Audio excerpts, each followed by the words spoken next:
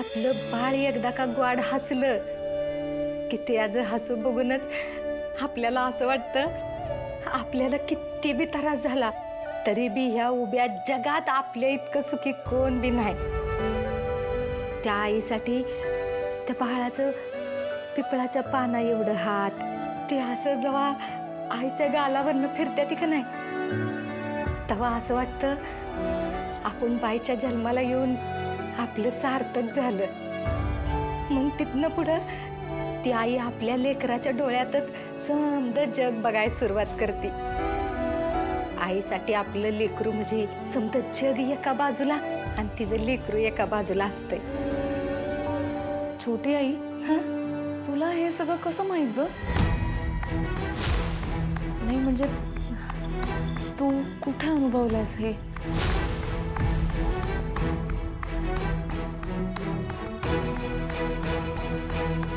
अगं वय पर ते दुसऱ्या बायकांचा अनुभव ऐकलेला आहे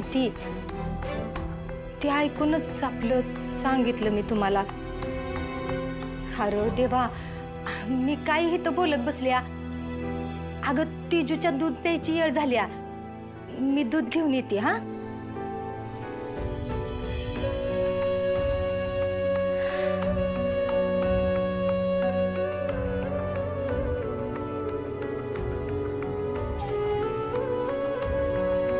मालून अगं हे काय करत होतीस तू? आज लय मोठी चूक घडली असती तुझ्या हातनं. नाही नाही, मला लय जपून राहावं लागणार आहे. आज बोलायच्या नादात समज सांगून गेली असती तर किती महागात पडलं असतं. नाही मालन, तुला तुझ्या भावनांवर ताबा ठेवायला लागणार आहे.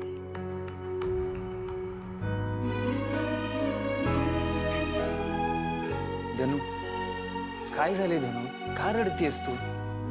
अगं याच्या आधी कधी माझ्या बोलण्याचं तुला इतकं वाईट वाटलं नव्हतं, मग आज का? काही नाही, तुम्ही जा झोपायला.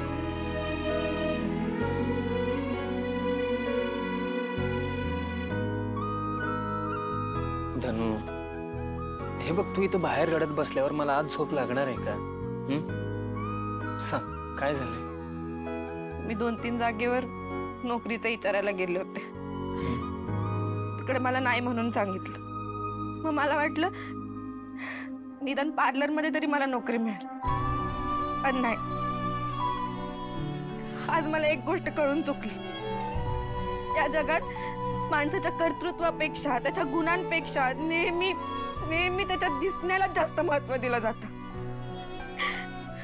आणि बाहेरचं ते बाहेरचे, घरातले बी माझा दुस्वास करते. ही जाड आहे म्हणून, नानींना मी सून म्हणून आवडत नाही का? मी जाड आहे म्हणून. तुम्हाला बी 4 चौकात मला बायको म्हणून मिरवावं असं वाटत नाही का? कारण मी जाड आहे म्हणून. माझ्या ताब्यात ज्या ज्या गोष्टी होत्या ना त्या सगळ्या करून झाल्या. पण मी तुम्हाला खरंच सांगते, माझ्या शरीराचं मी काय करावं मला खरंच नाही कळत. खरंच कळत. धनु, सावर स्वतःला. आणि हे काय नको ते डोक्यात घालून घेतलेस तू? हे बघ, ज्या लोकांनी तुझ्या शरीरामुळे तुला नोकरीसाठी नाकारले ना, त्यांना काय माहित तू ह्या शरीराच्या ताकदीवर ह्या बिल्डरला उचललं होतंस ते. माझं ऐक, त्यांनी तुला नोकरीसाठी नाही म्हणालेत ना, त्यात त्यांचं नुकसान आहे, तुझं नाही. तुला ह्याच्यापेक्षा भारी नोकरी मिळणार आहे, बघच तू. नाही, मी रडते म्हणून तुम्ही माझ्याबद्दल चांगलं बोलताय, मला माहिती. आता सगळं काय तूच ठरवणार आहेस काय? अगं, जशा 4 गोष्टी तुझ्यात वाईट आहेत ना, तशा 4 गोष्टी तुझ्यात चांगल्या पण आहेत की. आता त्या गोष्टींना मी कसं डावलू? आणि मला माहिती आहे, तू एकदा एक गोष्ट करायची ठरवलीस ना तर ती गोष्ट तू करतेसच. आणि एवढे सगळे इंटरव्ह्यू देऊन आल्यानंतर आता तुला कळलं की नेमकं इंटरव्ह्यू मध्ये काय करायचं. त्यामुळे आता ज्यावेळी तू जाशील ना त्यावेळी आत्मविश्वासाने जा. बघ, ही नोकरी तुला आता नक्की मिळणार. खरंच? नाही, खोटं बोलतोय मी. अगं, खरंच सांगतोय मी. आणि एवढं प्रयत्न करून तुझ्याबद्दल मी चांगलं बोलतोय अगं जरा तरी हस की आता. एक तर आम्हाला अशा धुनूला बघायची सवय नाहीये. म्हणजे नेहमी एक तर बोलणारी नाहीतर मला झापणारी. आता कसं आता मस्तपैकी झोप लागणार आहे मला. काय चला आता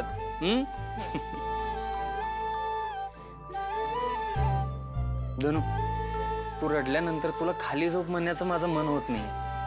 असं कर, आज तू पलंगावरच झोप. हा पण आज एकच दिवस हा, नाहीतर परत उद्या रडायला चालू करशील. काय ये आत.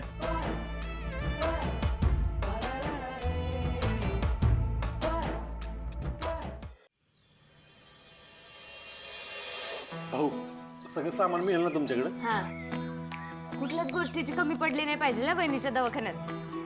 दादा, गावातला सगळ्यात बेस्ट दवाखाना आमच्या वहिनींचा झाला पाहिजे काय? अहो तुम्ही काळजीच करू नका, सगळं सामान आपल्याकडे मिळतं एकदम बेस्ट क्वालिटीचं, काही टेन्शनच नाही. आणि तुम्ही जसं म्हणताय ना तसं प्रत्येक सामान आमच्याकडे आहे. भाऊ यादी परत एकदा बघा आणि नक्की सांगा मिळेल का नाही ते. लिस्ट बघितली मी. अहो सर, हाच व्यवसाय करतो मी आणि तुम्हाला प्रत्येक वस्तू मिळणार आहे. झालं तर मग सांगा कुठं गेलं हे सामान. अहो तुम्हाला कुठेच नाही यायचं, होम डिलिव्हरी. होम डिलिव्हरी म्हणजे तुम्हाला तुमचं सामान घरपोच मिळणार. काय सांगतो दादा, हे भारीच आहे की. म्हणजे एकदा का सामान घरात आलं की लगेच दवाखान्यात टाकतो. एक काम करतो, तुम्हाला कोटेशन पाठवतो. हो म्हणजे कुठल्या वस्तूला किती किंमत लागते ते. हां मी आता लगेच सांगतो तुम्हाला किती लागतात ते.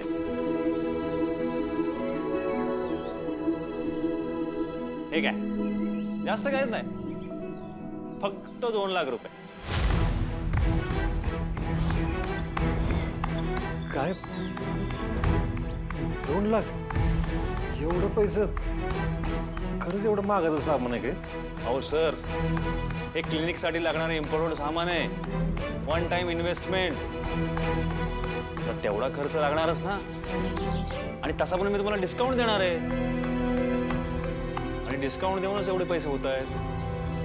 तुम्ही सांगा म्हणजे कधी सामान पाहिजे ते, लगेच आणून देतो. आम्हाला जरा वाईज पैसे जमवायला वेळ पाहिजे होतं. एक काम करा, तुमचा नंबर देऊन जावं, आम्ही तुम्हाला फोन करतो. अहो काय, मला वाटलं तुम्हाला लगेच सामान पाहिजे म्हणून आलो होतो मी. नाही, आम्हाला लगेचच पाहिजे होतं, पण आम्हाला माहीत नव्हतं ना ह्याला एवढं पैसे लागतील. त्यामुळे वाईज जरा पैसे जमवायला वेळ पाहिजे होता. मी एक काम करतो, ही लिस्ट आहे ना माझ्याकडे ठेवतो आणि तुमच्याकडे पैसे लगेच सांगा, फोन करा मला, लगेच सामान घेऊन येतो. हां येतो, नमस्कार.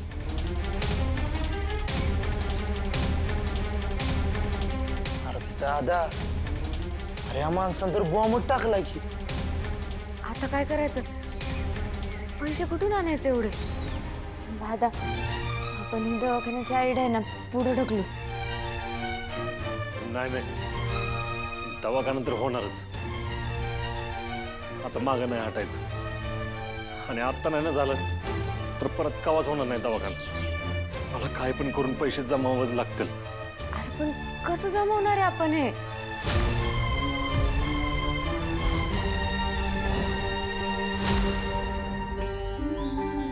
सावकाश. आता दुसरा हात.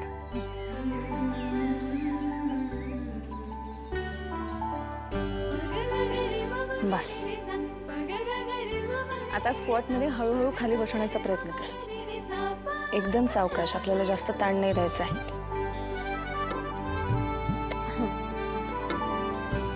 अजून एकदा. बस. तेजू, स्ट्रेच करताना सुद्धा इतर लोकांचं पाहून काहीही करायचं नाहीये. प्रेग्नेन्सीच्या दरम्यान नैसर्गिकच हातापायांना सूज असते आणि म्हणूनच आपण हातापायांचे व्यायाम जास्त करतो. आपण पोटावर ताण येईल असं काहीही करायचं नाहीये, कळलं? हो वहिनी.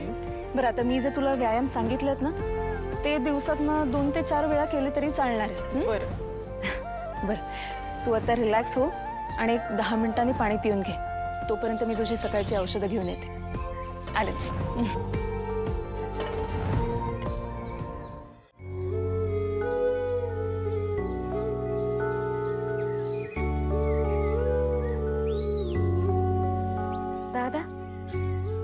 काहीच नाश्ता केलेला नाहीस, एक पण घास खाल्ला नाही. थंड झालंय ते सगळं, मी गरम करून आणू का? दादा, मला माहितीये तुला वहिनीच्या दवाखान्यासाठी आपल्याला जे सामान लागेल त्याच्या पैशाचं टेन्शन आलंय ना तुला. पण असं उपाशी राहून आणि काळजी करून पैसे उभे राहणार आहेत का? तसं नाही राजू. आता मी आपल्या जवळचे जेवढे पैसे आहेत ना त्याचा अंदाज घेत बसलो होतो. 50,000 रुपये असे उभं राहतात. पण 2 लाख रुपये कुठून आणू काहीच कळणं झालंय मला. तू नको ना काळजी करू, निघल काहीतरी मार्ग. तोच तर दिसत ना. रोजाच्या कॉलेजमध्ये तिच्या डिग्रीचं प्रमाणपत्र मिळण्याची तारीख जवळ आली.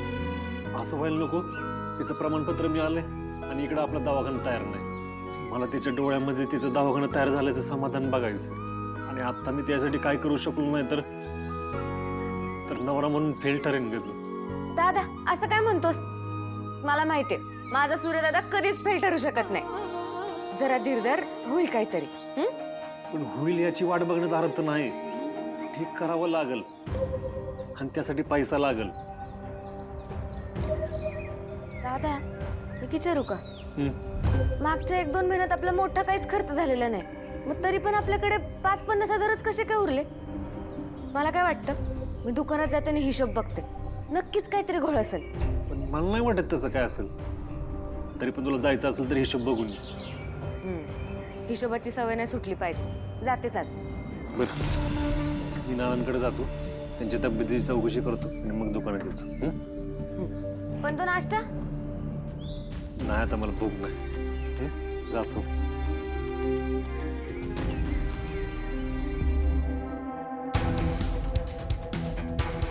काय बहिणाबाई, कसं चाललंय माहेर पण? हा, तुमचं बरं आहे राव. एकीकडे आदर्श सून आणि इकडं आदर्श लेख. हा, विषयच नाही ना. सगळीकडे कसं मोठं बनवून ठेवलंय स्वतःला. त्यात आता आमच्या बायकोची पण जबाबदारी घेतली म्हणतात. म्हणजे आता सगळीकडे अजून मोठेपणा मिरवायचा. चांगले. कावीळ झालेल्या माणसाला कसं अख्खं जगच पिवळं दिसायला लागतं, तसं झालंय तुझं. आणि काळजी ना मोठेपणासाठी नाही, प्रेमासाठी घेतली जाते. एवढं साधंही कळत नाही का रे तुला? आणि मी कधी अडवलंय तुला तेजूची काळजी घेण्यापासून? आता तूच सगळी काळजी घेते म्हणलं आम्हाला उरतंय काय? चालू दे तुमचंच. चांगलंच आहे की मग. कोणी का असे ना, तेजूची काळजी घेतली जाते ना, हे जास्त महत्वाचं. आणि मी तर म्हणते तुझ्यासाठी ना उत्तमच आहे. म्हणजे कसं, गावात सोडलेल्या जनावरांसारखा तू मोकाट फिरायला मोकळा, किंवा रात्र रात्र बाहेर थांबून दारू प्यायला मोकळा. शत्रू, तुझ्यासाठी हा जगातला सगळ्यात सुखाचा क्षण असेल ना रे? ए तुळजा, बस झाला. काही पण ऐकून घेणार नाही मी तुझं. काही पण बोलते का मी? अरे जनाची नाही, किमान मनाची तरी लाज वाटू दे. काल रात्री जेव्हा तू घरी आलास ना, तेव्हा दारूची बॉटल बागेतल्या झाडांमध्ये फेकून देताना मी बघितलंय तुला. शत्रू, कधीतरी खरं वाग, किंवा आपण जे करतोय ना त्याची किमान जबाबदारी तरी घे. हे बघ, थोडी टेन्शन चालू आहेत म्हणून घेतली थोडी. टेन्शन काय तुला एकट्यालाच आहे का? सगळ्यांना टेन्शन असतं. पण म्हणून काय सगळेजण घराची जबाबदारी टाकून रात्र रात्र बाहेर दारू पित नाही ना बसत? शत्रू, तुझी बायको प्रेग्नंट आहे. तुझी 2-2 बाळ आहेत तिच्या पोटात. आणि तिच्यापाशी राहायचं सोडून तू स्वतःची मनमानी करण्यात बिझी आहेस.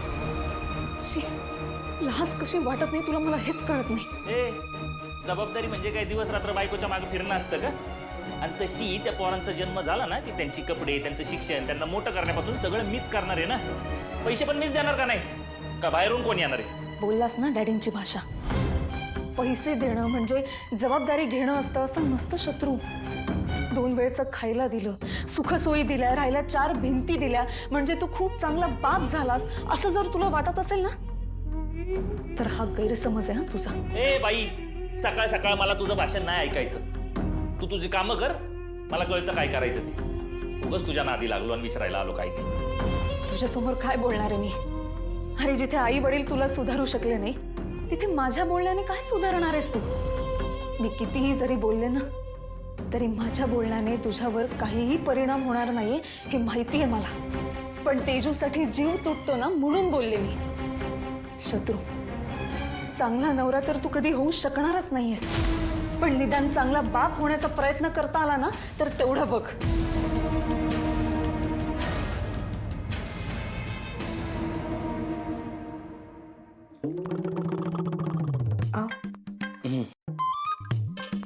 थँक्यू. आणि हे काय, तू अजून आवरलं नाहीस? कशासाठी? आज कुठं इंटरव्ह्यूला वगैरे जायचं नाही आहे का? नाही. नाही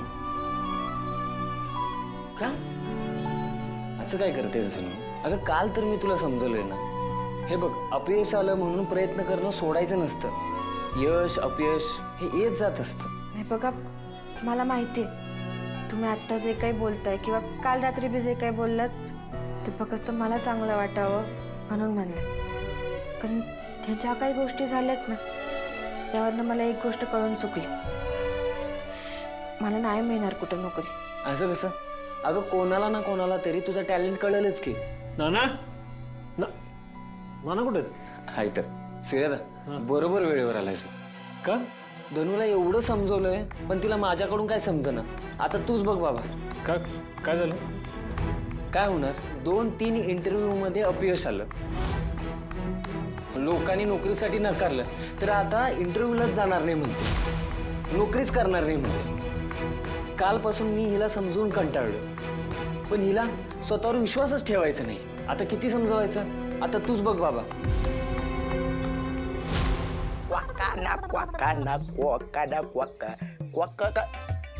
अरे या या या या वेलकम वेलकम वेलकम. आज होम डिलिव्हरी वाले गिराईक थेट आमच्या दुकानात. असू द्या असू द्या. बोला मॅडम, काय देऊ आणि किती किलो देऊ? आज मला सामान नकोय, हिशोब द्या. कारण मी आज इथं गिराईक म्हणून नाही तर तुमची छोटी मालकीन म्हणून आली आहे. राजू, म्हणजे तुझा तिकडे मसाल्याचा व्यवसाय चांगला चालू असताना इथं कसं आली बॉसगिरी करायला? मला वाटलं ते संपलं तुझं हिशोबाचं इन्स्पेक्शन. असं आहे ना काजू, व्यवसायात पैशाची गणित व्यवस्थित बसली ना तर व्यवसाय पुढे जातो. कायम लक्षात ठेव. आणि मी मसाल्याचा बिझनेस जरी टाकला असला तरी पण मी दुकान विसरलेले नाही. कारण कसं आहे, मी इथं नसताना तुम्ही दुकान व्यवस्थित सांभाळताय का नाही, हिशोब नीट ठेवताय का नाही हे बघायला नको का? मग चला, हातातली सगळी कामं ठेवायची आणि गपचूप मला हिशोब दाखवायचा. चला काढा आपली खात्याची पुस्तकं, काढा, दाखवा मला, हिशोब करूया. आईला ही घरी होती तेव्हाच बरं होतं. इथं कशाला आली माझं डोकं खायला काय माहिती. काय म्हणलास? हे काय पुस्तकच काढतोय. धने काय म्हणतात दाजी? बरोबर बोलतायत ते. तू नोकरीसाठी 4 ठिकाणी गेलीस तर एका ठिकाणी तुला संधी मिळेल ना. आणि माझी बहीण अशी कशी हिंमत सोडून बसली ग? काय विचारतोय मी? दादा, लहानपणापासून ना तू माझ्या पाठीशी होतास म्हणून मी कधीच कशातच लक्ष घातलं नाही रे. मला ना नेहमी असं वाटायचं की दादा आहे ना, तू घेईल बघून सगळं. पण माझं चुकलं रे, माझं खरंच चुकलं. तू लहानपणीपासून म्हणत आलास धनू अभ्यास कर, पण मी नाही केलं. तू म्हणलास नीट शिक, पण मी नाही शिकले. तू म्हणलास काम कर, पण मी ते बी नाही केलं. मला आत्ता कळतं की तू मी बाहेरच्या जगात टिकावं म्हणून माझी तयारी करून घेत होतास. आणि मी दादा, मला ना आज एक गोष्ट कळून चुकली. ह्या जगात ज्या माणसाचं काहीच कर्तृत्व नसतं ना त्याच्या पदरी फक्त अपमानच येतो. बघ ना, तू सांगितलेलं मी नाही ऐकलं आणि मी कशासाठीच तयार होऊ शकले नाही रे. मी आज एवढे प्रयत्न करते पण मला कोणीच नोकरी देईना झालंय. मला माहितीये नाना आहेत ना, ते दिवस रात्र काम करतात, राबतात. मग मला वाटलं की त्यांच्या खांद्यावरचा भार कमी करते, पण मला ते बी जमलं नाही. मी ना तेजू अक्कासारखी अभ्यासात हुशार झाले, ना राजू सारखी व्यवहारात, ना भागू सारखी अभ्यासू आणि दिसण्यात चांगली झाली. फक्त सगळ्यांच्या खांद्यावरचा भार होऊन बसले रे. मला काहीच येत नाही आणि मला असं नाही जगायचं आता. खरंच असं नाही जगायचं.